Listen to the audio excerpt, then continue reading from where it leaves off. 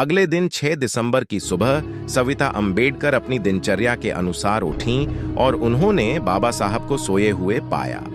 थोड़ी देर अपनी कोठी के बगीचे में टहलकर वह बाबा साहब को रोजाना की भांति जगाने गईं। उन्होंने बाबा साहब को जगाने का प्रयास किया, पर बाबा साहब तो इस दुनिया से जा चुके थे। केवल उनका पार्थिव शरीर बिस्तर पर पड़ा हुआ था। सविता ने अपनी कार रत्तू के घर भेजी और वहां रत्तू भी आ गया था। रत्तू के आते ही वह सोफे पर गिर पड़ी और चिल्लाईं कि अब बाबा साहब इस संसार में नहीं रहे। रत्तू भी यह सुनकर हैरान रह गया और वह भी चीख पड़ा, बाबा साहब क्या हो गया? दोनों ने उनके हाथ पैर दबाए, उनकी तेल मालिश की, इधर उधर उनके शरीर को हिलाया डुलाया। एक चम्मच ब्रांडी भी उनके मुख में डाली, पर वे उनकी सांस लौटाने में असमर्थ रहे। पता नहीं रात में किस समय उनका देहावसान हो गया था। सविता बाबा साहब की मृत्यु के गम में डूब गई और दोनों उनके मृत शरीर के पास बैठकर फुट-फुट कर रोने लगे। रत्तू चिल्लाया, ओह बाबा साहब, मैं आ गया हूं, मुझे कुछ काम दो। उसकी आवाज सुनने वाला महान नेता अब जीवित नहीं था। थोड़ी ही देर में रत्तू ने इस दुखद समाचार को बाबा साहब के निकट रहने वाले व्यक्तियों, केंद्रीय मंत्रियों तथा सरकार को टेलीफोन पर दिया।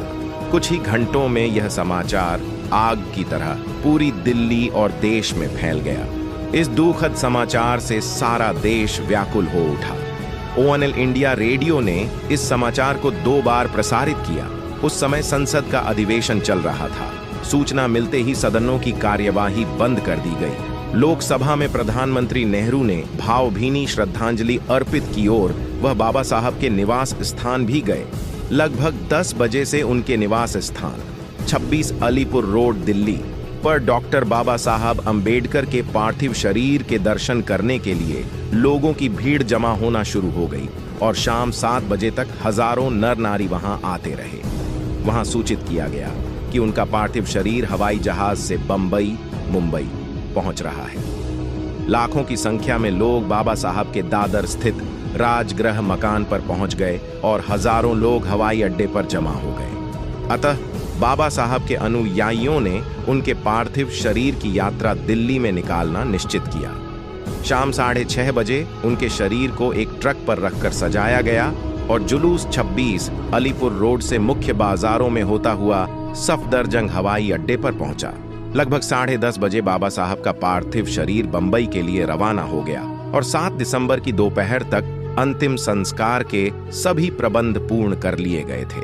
उनके शरीर को फिर एक ट्रक पर सजाया गया और उसे फूल मालाओं से लपेटा गया।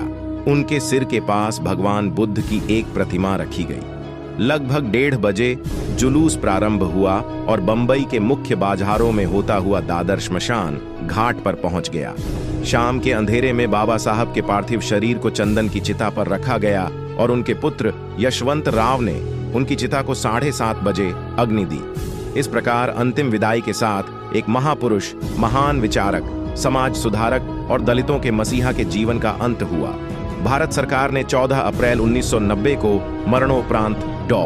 भीमराव अंबेडकर को देश के उच्चतम नागरिक सम्मान भारत रत्न से सम्मानित किया और 30 सितंबर 2015 को भारत सरकार ने उनकी स्मृति में डाक टिकट भी जारी किया।